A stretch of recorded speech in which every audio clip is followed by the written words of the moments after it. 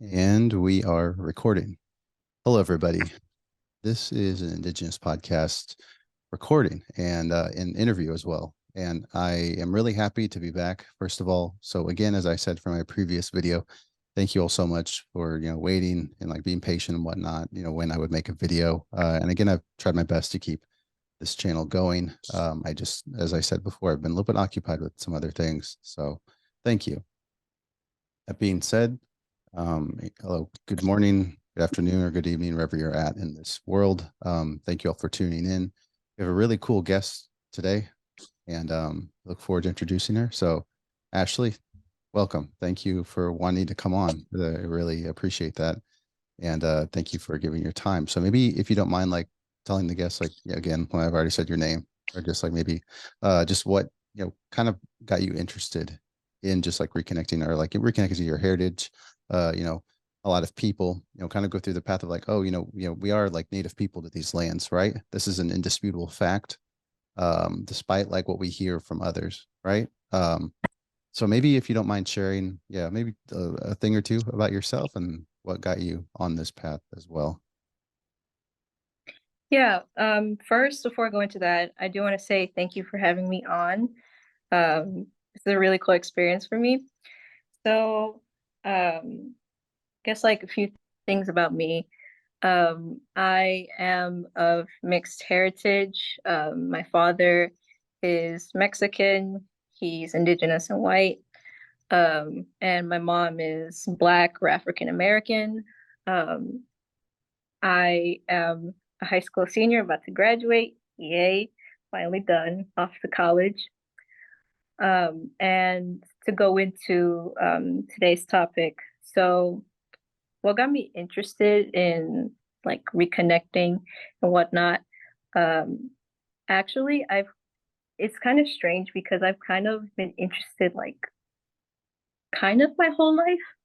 Like always in the back of my mind, I kind of knew that we were Indigenous, like on my dad's side, but it was never really like gone into detail. Like it would be sprinkled in every now and then, like with little stories, and then that's it. So I always had questions like growing up, and um, I didn't really like start diving deeper until like my junior year. So this was not too long ago, but still like enough time has passed. Um, so what I started doing was first I wanted to get like a feel for like the info that I've kind of been like left out on, because as as you would imagine, um, U.S. education on Indigenous peoples is non-existent. Like they literally treat us as if like we're dead and completely gone, and like we're primitive zombies that never moved past like the Stone Age or whatever. So I had to like make up with that. So first I started like doing lots of research, lots of reading, started binge watching a lot of YouTube videos, and that's actually how I got introduced to Indigenous podcasts, was through like a recommended video. I don't remember what it was, but I think it was like a guest speaker interview, like kind of like what this is.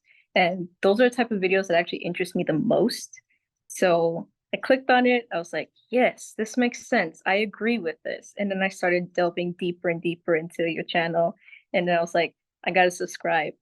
But I kept forgetting to subscribe. But then I did. So you're welcome for that. um, but yeah, that's kind of the story. Well, I appreciate you subscribing, and that's great. Yeah, yeah, I got you. yeah. Thanks.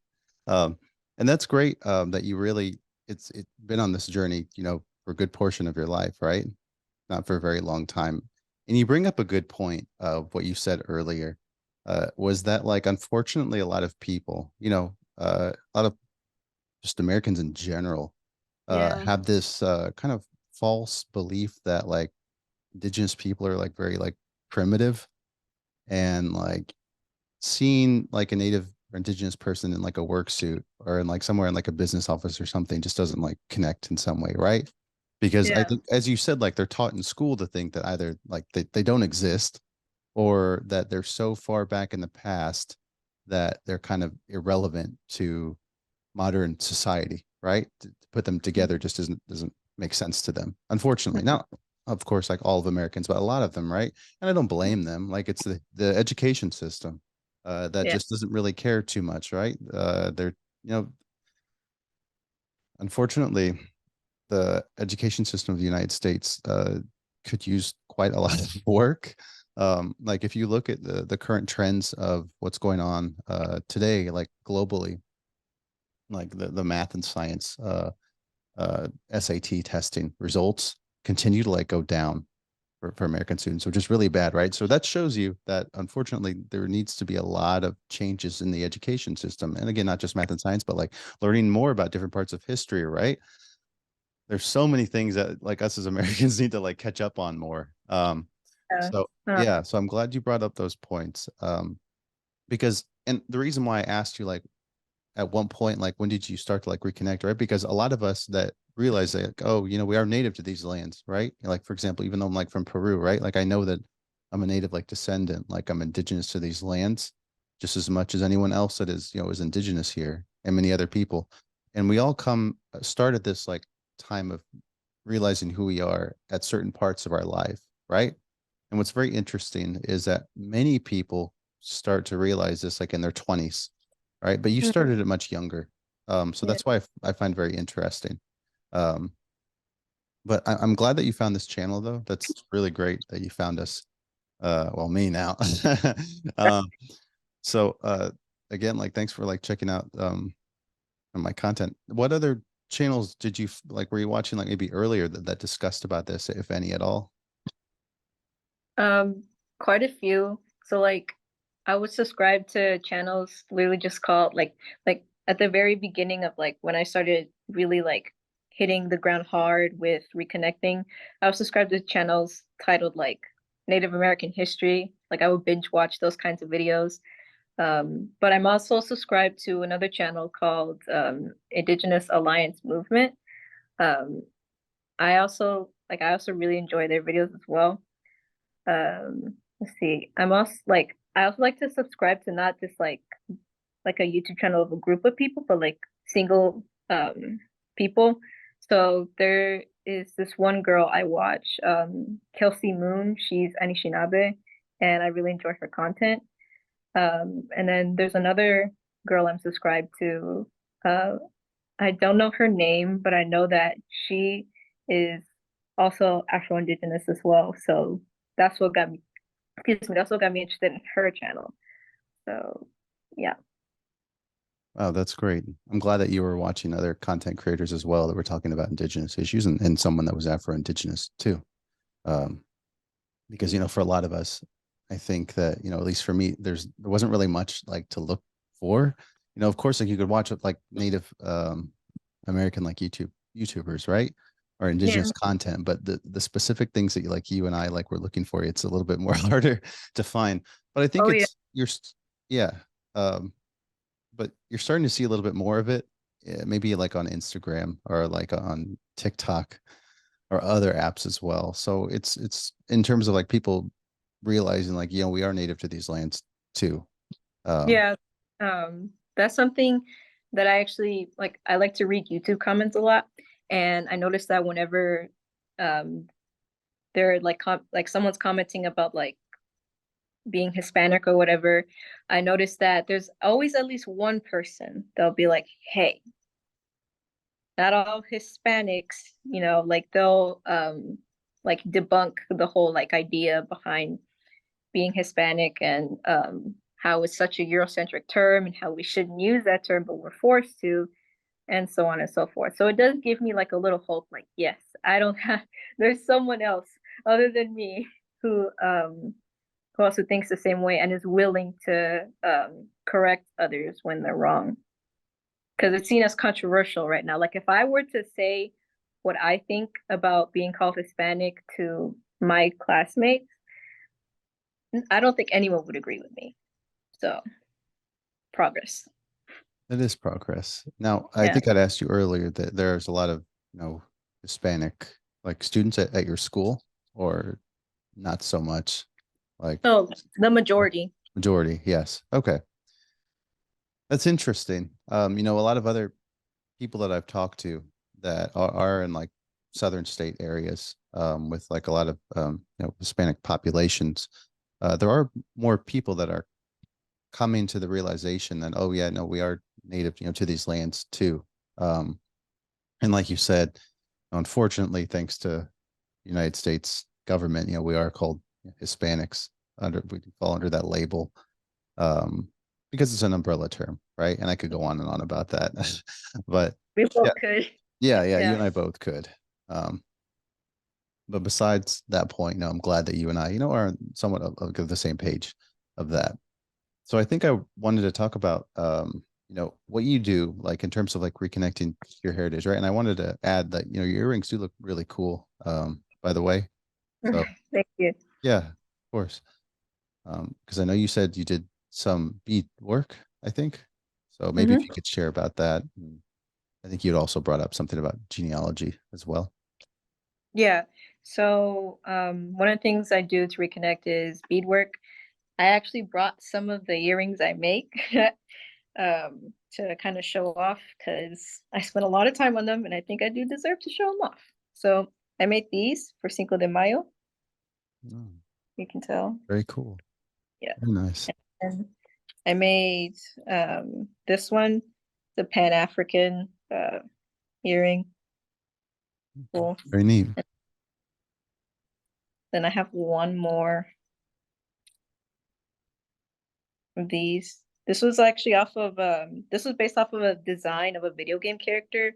So that one was a lot of fun to make. But I wanted to go specifically into more detail about like why I do beadwork.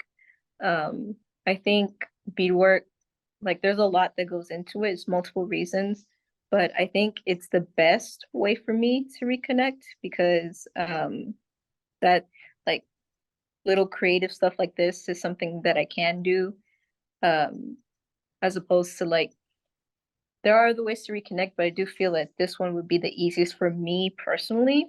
Like I do feel that it will be harder for others if they're not like more like on the creative side or if they have like less time. But because I know myself pretty well, and this is the best way, other than doing hours and hours of research, reading, writing, which is another thing I do. I like to do lots of research and I like to write papers. So any chance I get to write a paper on an Indigenous topic, I take it. Like I had to write a 2,000 word paper for my history class, and that's what I wrote it on. I wrote it on I actually wrote it on the Cherokee because like there's a lot of misconceptions and I wanted to kind of like clear that up and find out more information.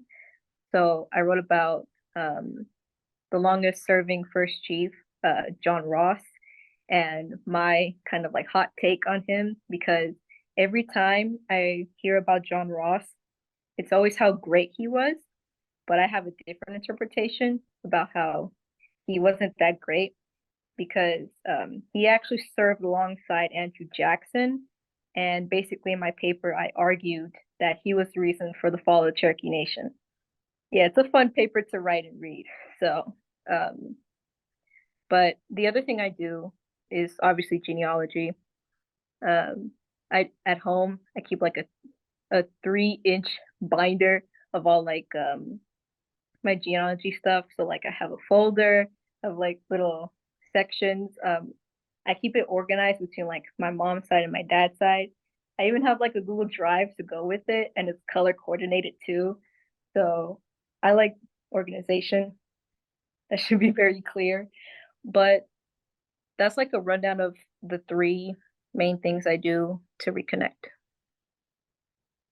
Well, that's awesome that you really like to write papers. I think that's really, Yes, I'm gonna need it.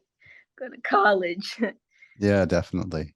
You know, speaking from experience, I've written a fair share amount of my papers as well, in undergrad and graduate school. So it's good you enjoy it, right? Maybe some students don't enjoy it so much, so that's good that you do. And yeah, that's fascinating that you learned about that, from John Ross, by the way. you said that he was the reason kind of for the downfall, correct? Did Yeah, he work with settlers, or was there other reasons as to why there was problems? it was a combination of reasons. Like I argue, like the very first reason I argued was that he was raised in a very European way. Like Mm, that I think that had to really like shape his viewpoint, even though like he would say that he was all about, like the Cherokee way. I argued that because he was raised very European, that obviously affected his mindset first and foremost. And I got to read some of his letters that he wrote because he wrote so many. Like he wrote like 3,000 letters. Like this guy was a writer. Like any thought he had. All right, let me get my pen, write it down real quick.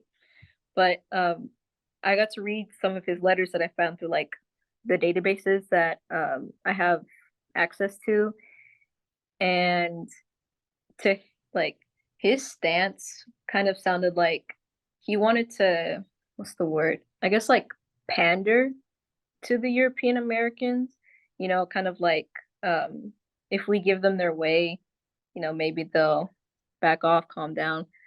Obviously that didn't work, but yeah, there were some other reasons why I argued that he was the downfall too. Like the first way he worked with Andrew Jackson was like he was actually his scribe. So he was actually pretty close to Jackson for my liking. And of course, I think the thing that got me really like hot or interested about John Ross was the fact that he did own slaves. So I was like, okay, first red flag. I'm going to keep investigating. And sure enough, I found more stuff that was really suspicious, to say the least. that sounds very similar to the downfall of many other native communities and civilizations in South America, in central Mexico as well. Because there are a lot of native people that did side with, European colonists. And those were major contributing factors as to why many native societies failed, was because, unfortunately, a lot of native, uh, maybe allies, I guess you could say, did join the European settlers, or just those that indigenous society, they're opposing indigenous societies had like beef with each other. So then, Yeah. that was their way of getting back at them by joining with like European settlers. Because I think those native people kind of thought, well, maybe I can get something out of this as well. Yeah. And sometimes it didn't even work out in their favor, right? Like, um, in Mexico, the Spaniards developed like a system of like of high social hierarchy where they were on top, right? So even though like these native allies thought that they were doing good, they end up being Oh, whoops. bottom anyway, right? Whoops. Even though you helped us, nah, forget that. You guys aren't Spanish, so that goes out of the window. Yeah, right. Like all about that, and it seems to be the same in North America as well, in certain instances, right? Um, but yeah, thanks for sharing that. I think I wanted to be good on time. I think, did you say you wanted to share anything about like your genealogy work at all? Like what you found anything unique or interesting about it when you did your own genealogy? Um, Any surprises? yeah. Yeah, so one thing that's surprising, Spanish cursive is very hard to read. Just cursive in general is hard to read, but Spanish cursive can't read it for anything. But something interesting, really interesting that I found was that like my ancestors on my dad's side, they stayed in the same city and the same state for generations. So like my dad, my grandparents, my great grandparents, my great great grandparents, and I'm sure my great great great grandparents were all from the same place, like the exact same place, same city, same state. So once they found their home, it was like, that's it, we're here. Can't take us from here. And where did you say in Mexico that was at again? Coahuila. Coahuila. Okay. Well, yeah, I think as I've mentioned to you before, I've had other friends that have said they were from, more their parents are from around that area as well. So that's really cool. It's always interesting how most of my guests are of Mexican descent, right? So it's been quite a journey, like learning more about like certain areas of Mexico and like where their families originate from and whatnot. Um, for example, my channel partner, his ancestors, his Guachicil ancestors came from somewhere in northern Mexico. Um, I'll remember where that was in a second. But but yeah, it is very interesting finding your work through genealogy. And he's a genealogist as well. Like he does a lot of genealogy work and he runs his own little company. So that's cool that you also are into that. Um, so I think we kind of just wanted to go over, the next part, which is like, just mixed heritage, right? Being Yeah. Afro-Indigenous. You kind of brought up earlier that you have found some content, which is great, right? Um, but you would agree that there could always be more like content available for those that are, because you probably don't see much of it, right? Yeah. Wait, so much more. The one Afro-Indigenous creator I found hasn't posted a video in 9 years. Yes. So yeah, way more. Way more. Yeah. It's quite a long time. So yeah, if I find anyone, then I'm happy to share, those creators with you as well. And anyone that's watching this, you want to like drop some recommendation in the YouTube comments, please go ahead. Would appreciate it. So, sorry. So when you had, came again to this like realization, as you got older, you felt like your family for the most part supported this, or maybe not as It's much a as you would have weird wanted. limbo. Hmm? Like I was saying it's like a weird limbo between like acceptance and like just not talking about it at all. Like when I first started doing beadwork, showing off like my beaded earrings, some moccasins that I beaded, like I was showing them off to my parents and they were like, "Oh, this is so cool. This is so nice. It's so nice that you have like kind of like a niche that you can really like hone in on." But at the same time, uh it does feel strange to talk about, like reconnecting, stepping away from the label Hispanic, Latino, with like my dad, my mom, um, and then like my dad, he's the type of Mexican who's like, I'm half Aztec, so it is harder to have conversations, like that with him. But like he's very well aware of like all of the white supremacy that goes on in the Hispanic community. Like that's something we do talk about because like it's very apparent.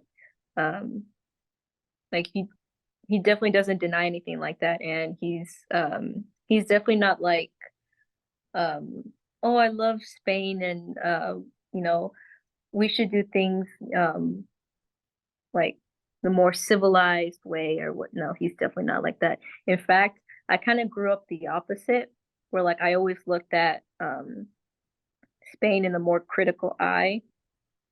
Like it, like I don't think my family even like claims their Spanish ancestry like at all. Like we know it's there. We don't deny that it's there, but we know at the same time that um we're not like Spanish. If that makes sense. Yeah, that makes sense. Um, at least your father said that we're Aztecs, so that's a first step. Yeah, he likes to make jokes like I love chocolate so much because of my Aztec roots. So I'm like, okay, sure, sure, Dad. Yeah, I think I like to believe that in this like current society, in the way like perhaps the Mexican president has a somewhat more progressive view towards like indigenous people than maybe previous presidents, right? I could be wrong.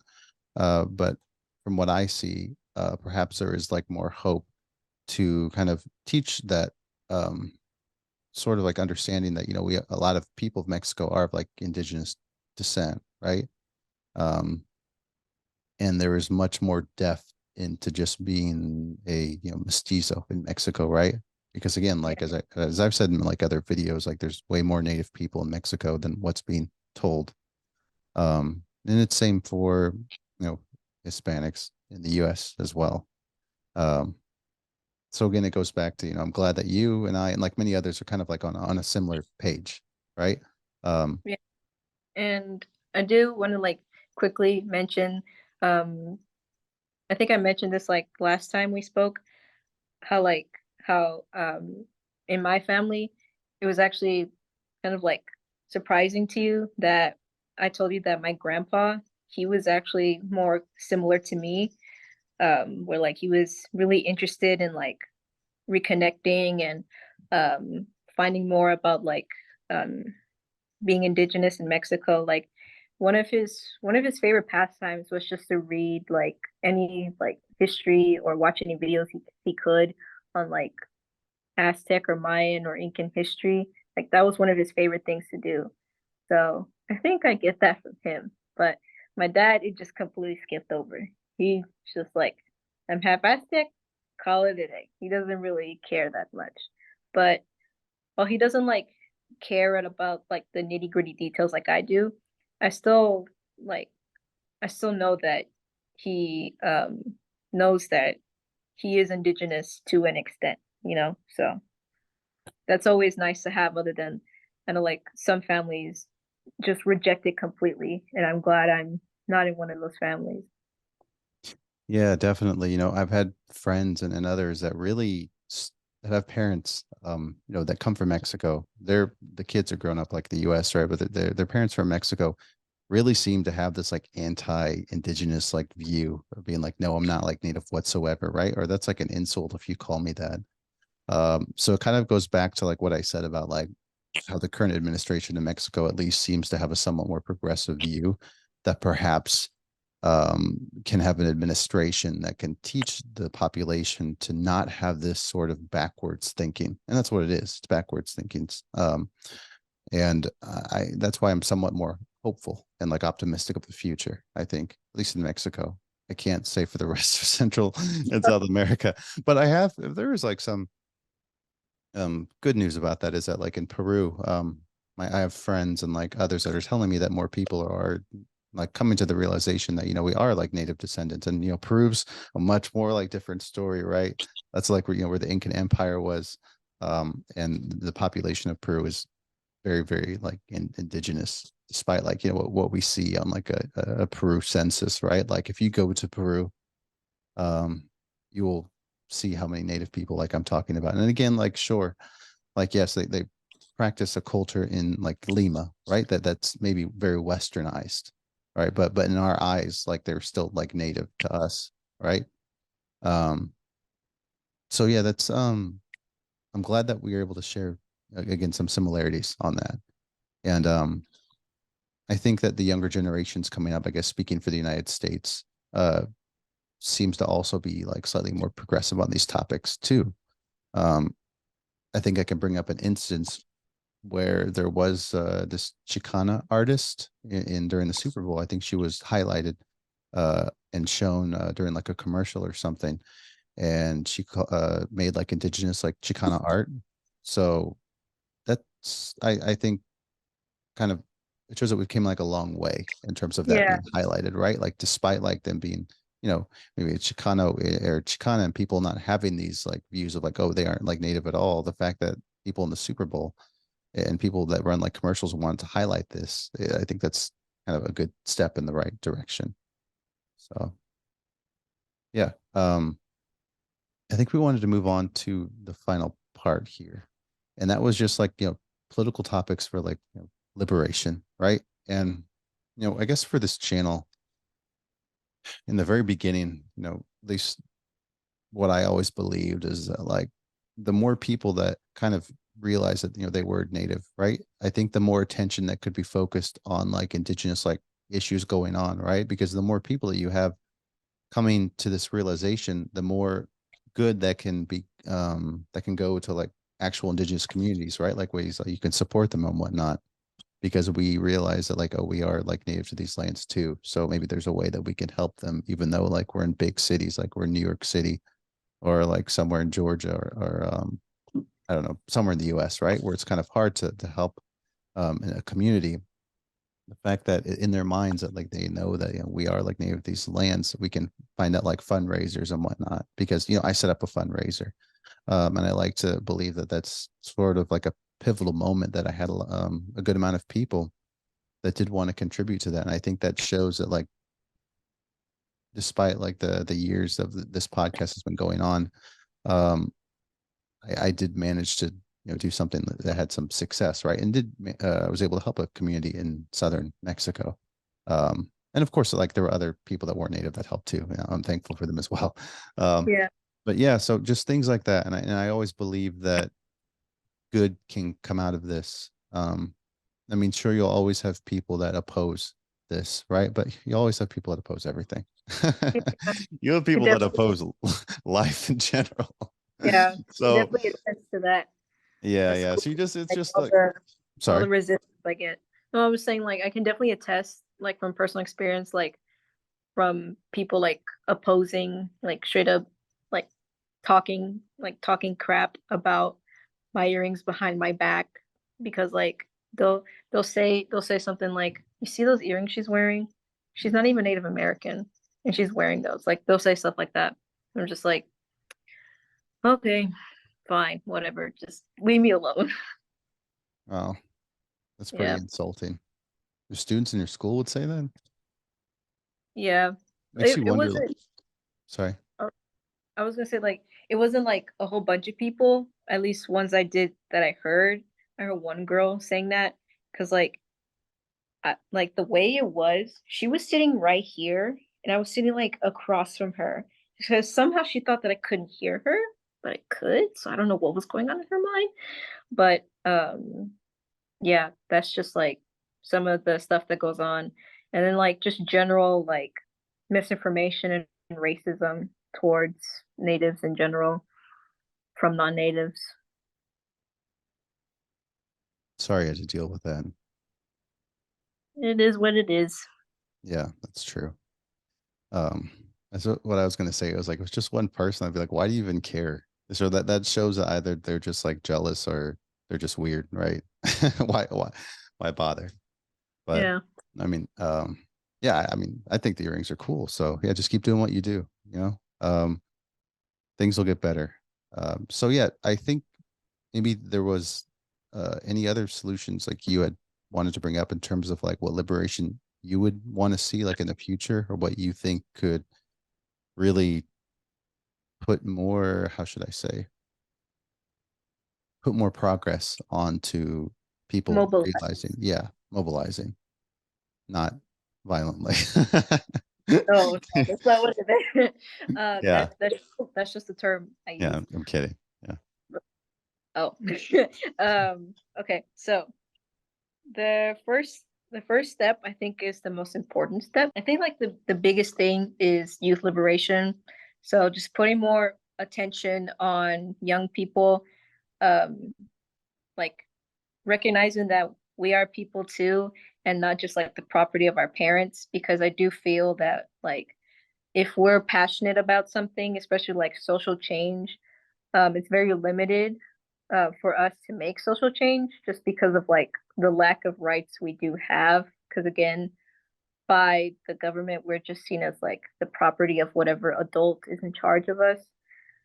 And like I don't think it's fair that I have to wait until I get to college to like do so like make social change because I was trying to do stuff like this like way back in the day in terms of my life. But and I just want to like quickly go over like historically speaking, there is evidence of like social change happening through the youth, um, good or bad, but nonetheless, like if you want to get something done, you got to get to the people, the young people. Yeah, I completely agree with you. If you got to get things done, then it's really important to reach out to like young people, right? Like I had a TikTok, God forbid. My friend, my channel partner Juan, nothing against TikTok really.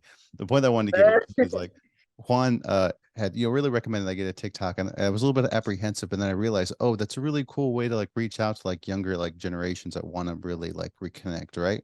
And I managed to get a lot of success out of that. So totally, I agree with what point you were making, Ashley. So thank you so much for bringing that up. I agree, and I think that there are a lot of positive steps for the younger generations to step up and make very, very good change. So I know you're short on time. Did you have anything else you wanted to add, Ashley, or are you good for the most part? Any questions at all? Um, I think you kind of answered the questions I have. Um, uh, well, I mentioned youth liberation as a step, but do you think there are any other steps we should take as a whole? Maybe like something like following the principles of like land back or anything else? Sure. Yeah, I think it's really good to follow these principles, right? It's important to do a lot of research on these principles as well. What's going on in indigenous communities. I think if I could give like one like word of advice is just like always like try to be as inclusive as you can, right? Because we'll always meet people that have like really different like views than we do, right? Whether that's like through political or just like what type of work we do or anything of that nature, right? Or like what we're associated, with. It's important to like try to have an open mind. Because if there, let's say we meet someone that, that does believe in the same views that we have, right? But because of, I don't know, maybe he's part of this like political like organization or something of that nature, or he's like works, we don't like people in certain jobs, like, oh, you're one of them, so I don't really want to associate you, or maybe like demonize them in a way. That's a really terrible thing to do, and I see it like a lot on social media, especially in Instagram, right?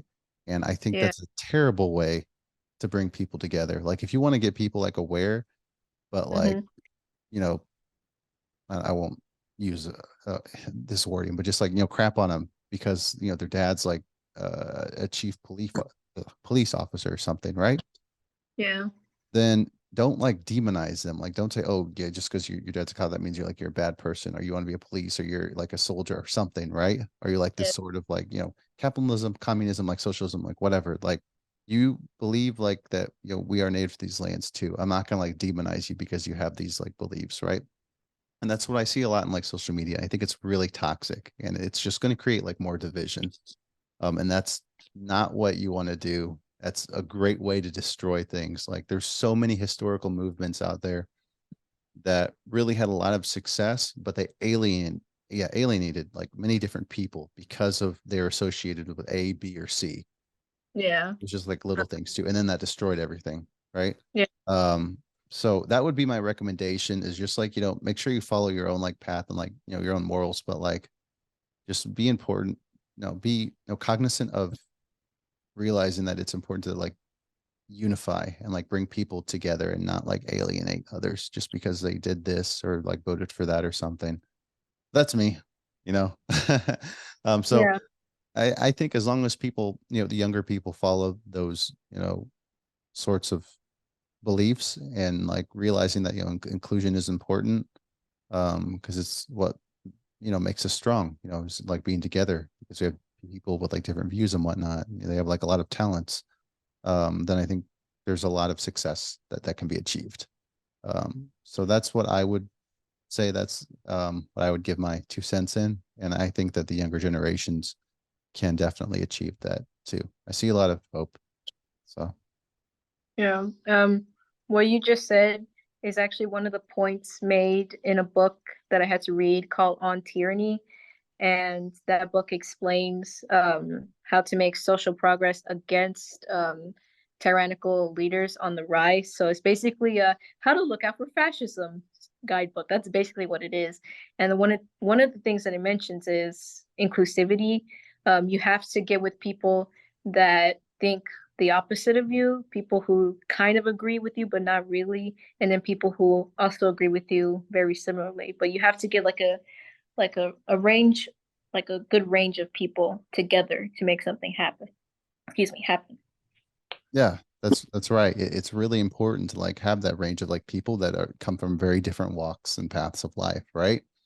And despite like what they might agree or disagree on, it's important to have these people like together, right? Because you can do a lot of good things when you have a lot of brains together and work and like form in some sort of like, how should I say, a cohesive unit that can achieve and accomplish a lot.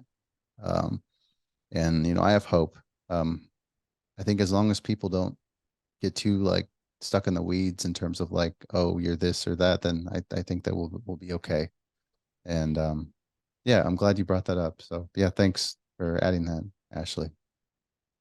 But yeah, Ashley, look forward to having you on again sometime. This has been really fun. Did you want to Yeah. add anything else you wanted to say?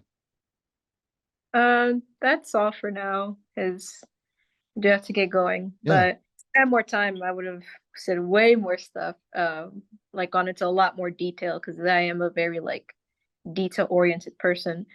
But yeah, yeah. Well, we can always have a video another time too. It's been good having you on though, Ashley. Again, like I appreciate you having taking the time to come on and talk. And I'm sure the audience will really appreciate what you have to say too. So that being said, I think we'll go ahead and wrap this podcast up. I wanted to thank everyone that's been watching. I look forward to making more content in the future for everyone. And again, I hope you all enjoyed. I'm sure you did. And Ashley, thank you. thank you for having me on once more. It Yeah, was no nice. problem. Had lots of fun. Me too. See ya.